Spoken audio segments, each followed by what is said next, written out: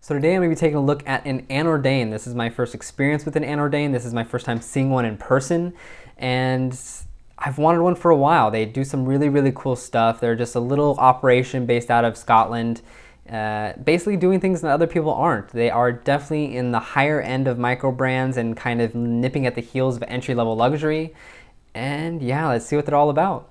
We have a diameter of 36 millimeters, a lug to lug of 43, a height of 11, and a lug width of 18 millimeters. Some other general specifications for the watch: we have the Sellita SW210-1 in here. It is hand winding, it is hacking. It is about, I guess, give or take plus or minus 10, maybe 15 seconds a day on average. But I think Anordain tunes that in a little bit better. They usually try to get to around +5, +7. But I think that really isn't super important here because we don't even have a seconds hand. But overall, it keeps relatively good time. We have 50 meters of water resistance without a screw down crown. We have Super Luminova applied just to the very ends of the hands there. This is a vitreous enamel dial done on a silver base plate. We also have a sapphire crystal here with 6 layers of AR coating. And this watch comes with a 5-year warranty, which is pretty nice.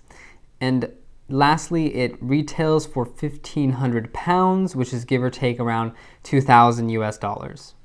So looking at the dial here, and that is basically why you'd be buying this watch. It has this very beautiful, what they consider a Fumé enamel dial. And yeah, I mean, enamel is a very interesting process, and I encourage you to go to their website to kind of read up more about their process and how they do it. But it's multiple steps of just putting this enamel type of powder on top of the dial plate. They basically flash heat it in a kind of oven type situation, or really like a kiln, and then they just keep doing it until they get the effect and the thickness that they want. And it creates this really beautiful texture, this nice gradient from very light to very dark, which really does depend on the light to just see what colors come through. In very unshaded situations, you get kind of a plain uniform color across the dial. Then when you get more light on it, you get a nice brighter blue in the middle, a nice darker blue towards the edges. It is very lively, and it kind of almost looks similar to how light would interact moving through water. It just is a very beautiful effect. But overall, looking more closely at the dial itself, we can see we have pretty much a fully skeletonized dial. We have numerals that alternate with these baton markers, and it just basically has the outline of them. I'm not 100% sure what they use to actually make those markers, but overall it creates a nice effect. It has a nice depth to it. It definitely looks cool with the skeletonization. I think it adds to kind of the modern nature of this watch, and yeah, it's just really nicely done. We can see they also kept the text very minimal, just Anordain at the top and vitreous enamel at the bottom. They didn't add anything they didn't need to, because really the dial kind of speaks for itself. And speaking of just really how great the dial is, let's zoom in a little closer. Getting a little closer to this dial, we can just see how unique that texture is. It really is almost like a rock surface, or if you just kind of crumpled up a nice sheet of paper and made a bunch of ridges in it. It is really this kind of hard to describe, but beautifully done texture.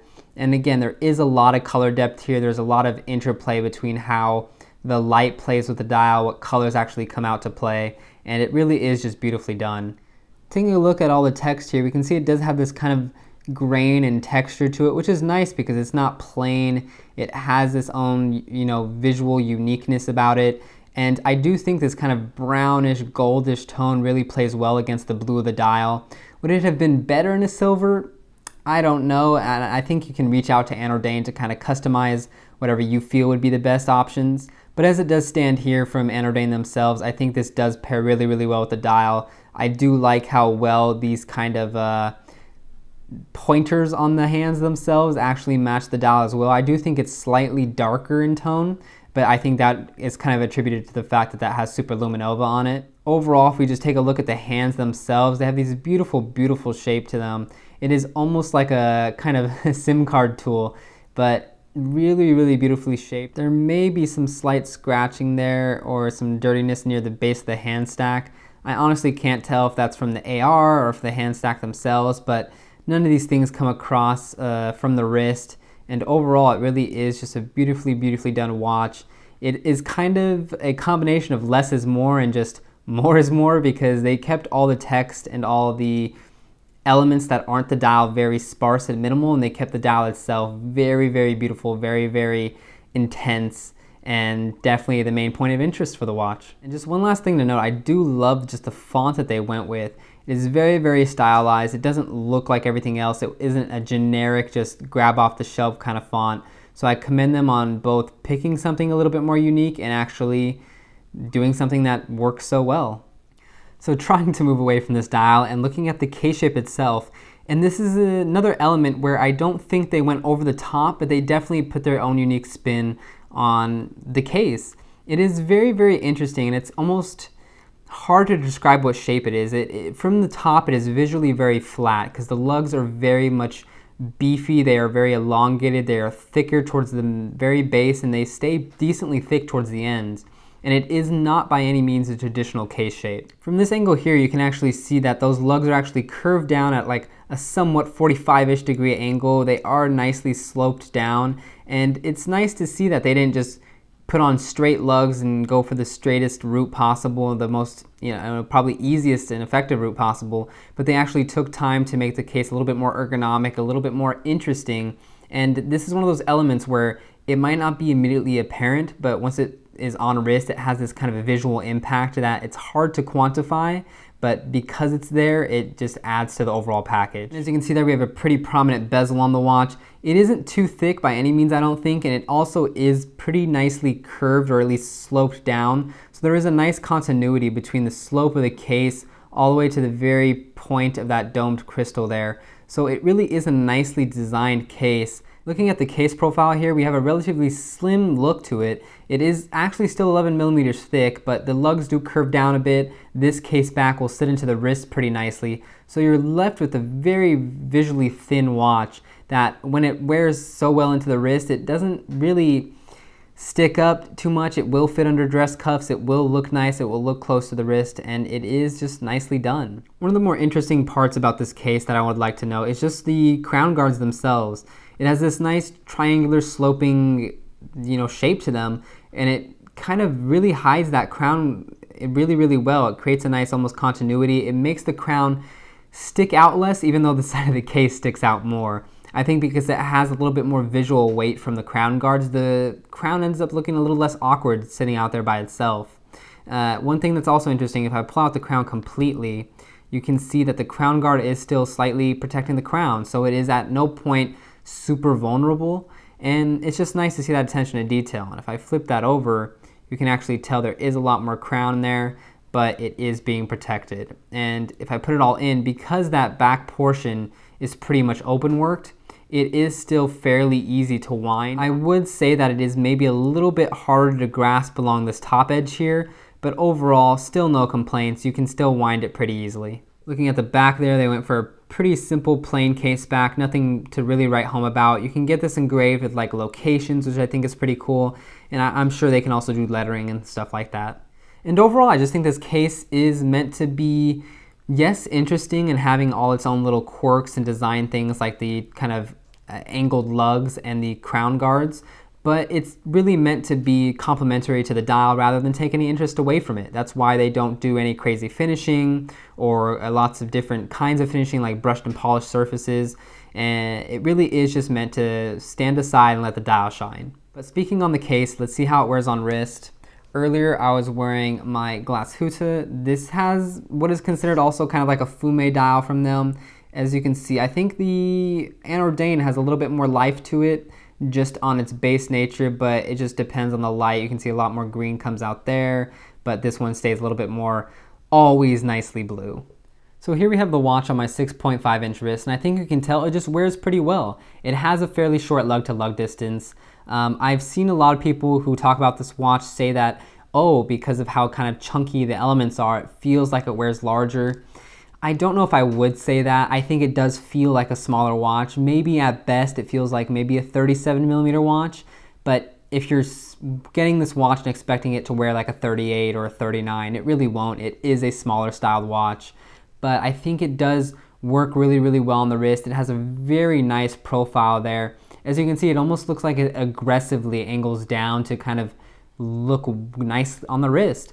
And I think there is kind of a lot of interest you can add to this case shape at later points if that's what they decide to do. But I do think it's kind of all about the dial here. Looking from the side profile, we can see that it does angle down pretty nicely. It wears into the wrist pretty well. It doesn't really stand up or feel awkward on the wrist in any way. If I flex my wrist, there really is no crown dig or anything like that. So all the elements done here are done really, really well. I think it looks nice on wrist. I mean, it is a nicely done watch. And yeah, let's try it on some other straps. And really quickly, before I put it on anything else, this is a bracelet option you can get from Anordain themselves. This is a stave mesh. This is like, I believe, an extra $150 as an option. Would I pay that much for it? I don't think so. I think you can find another mesh out there that is, 30, 40, 50 bucks. That is pretty comparable quality, but it isn't bad. I just am not a huge fan of butterfly deployant clasps, and I don't really see why this would be $150 versus, the $40, $50 variants. The first combo we have here is from Vario. This is their Italian leather, and I think they call it like a taupe or a beige. I think this pairs really, really nicely with those numerals. It dresses up the watch a little bit, and because this is a 36mm, it kind of can fit into those dressy situations. And yeah, and there we have it on wrist. Super, super comfortable. Again, I think the whole stitching and just the color of the strap match super, super well with it. And I do wear this combo a lot. So here we have this nice black and blue weaved twill NATO from Vario. I think it pairs really nicely with the blue of the dial, and yeah, I just like the combo. On the wrist there, it does look pretty black, but honestly, you can see that blue weave pretty well. I don't know how well it's coming up on the camera. I think it just works well. And then here's probably one of the combos I've worn it on the most. This is a leather NATO from Benchmark straps off of Amazon. I think they're around like $10, maybe $15. But I just think this watch, because of the blue, because that kind of goldish, tannish leaning numeral, just works so, so well on brown straps, and this is definitely no exception. Super nice, pairs with the numerals well, and can't go wrong with a leather NATO. And usually I'd be wearing a watch like this on a nice white silicone strap, but I think because of these like brownish leaning numerals, it doesn't pair as perfectly as I would like. So I think this nice color neutral gray works really, really well, and again, can't go wrong with the silicone strap. There we have it on the wrist, nice and comfy for those, hot and sweaty summer months. And really quickly, just for the sake of completeness, this is the Lume on the hands. It is not really greatly done. There's not a lot of application. It is not very bright, but it does exist. And if for some reason you kind of want to try to read your time in the dark, it is somewhat doable. You can see the hour hand there is a little shorter than the minute hand. So not completely, useful, but hey, it's there. Pros and cons of this watch, and I think one of the major pros for me, of course, will be the size. I won't harp on it too long, but seeing a watch at 36mm is a breath of fresh air. Not many companies do it. Laurier recently came out with a 36mm Falcon, and I do think this one wears a little bit better than that one does. Maybe it's because this one has 18mm lugs, I don't quite know, but I love the 36mm size, and I'm happy Anordain went down that route. My next con will obviously be the dial. It is gorgeously done. It has such a life to it. It looks beautiful in person. It has such a beautiful color changing nature about it. It is one of those things where I've seen it online in a couple different pictures, and I thought, I don't know how that's gonna look in person. I don't know if I'm gonna like it, and it's amazing in person. It looks gorgeous. I just love the way it comes to life. I think, or at least I hope, that my macro shots of the dial did a kind of decent job at just communicating to you at how beautifully done it is. My final con will just be that this is a unique watch. You're paying not only for how beautifully made it is, but just how original it is. It doesn't look like anything out there, and it's not trying to look like anything else out there. It is a smaller watch, which most companies wouldn't go for. It is kind of almost a dressier leaning watch, which again, you don't see a lot of them out there. And for this kind of sub $3,000 price range, and even for this watch technically sub 2/around 2, there's not that much out there that isn't kind of a play on something we've already seen before. You have kind of entry-level Tudors and Rolex, not Rolex, but maybe vintage Rolex, but you have like Oris, you have Zinn, you have these kind of brands which are either playing off like the Flieger style, or playing off like Bauhaus, or playing off these very kind of prominent design elements in the watch industry. And this Anordain is just taking a hard left and being its own thing, and it's refreshing to see, and it's something that I enjoy as a collector, and I enjoy just seeing from a brand itself. So moving on to cons, and I think the first for me will be the K-shape. It isn't a con anymore, but originally when I took it out of the box, it was just a little awkward. It was very untraditional. It was definitely unique, but I didn't know if I liked how it looked. I don't know if I liked how unique it was. And over time, over wearing it, I did appreciate the comfort of it. I did appreciate the subtle design elements. I did appreciate how nice it just looked. So it is one of those elements I think I just came to like over time. But if it's something that you just already are not a fan of, I don't think it's gonna win you over in person. And if this K-shape is just a total deal breaker, they do have another model which has a little bit more of a traditional kind of regular circle with lugs. Another con with this watch is I think it's not function first. It doesn't have a seconds track, it doesn't have a seconds hand. It is not the perfect time-telling watch, which in technicality is what a watch is for. But this is very much a beauty and design over function type watch. And you have to be okay with that. It is a watch you're getting because of the enamel dial, because of the uniqueness about it, because of the fact it comes from this very small operation who's doing amazing stuff. And you just have to find out what you value in a watch. Do you care about pinpoint accuracy and kind of just no-nonsense visibility and things like that? In that case, it probably won't be for you.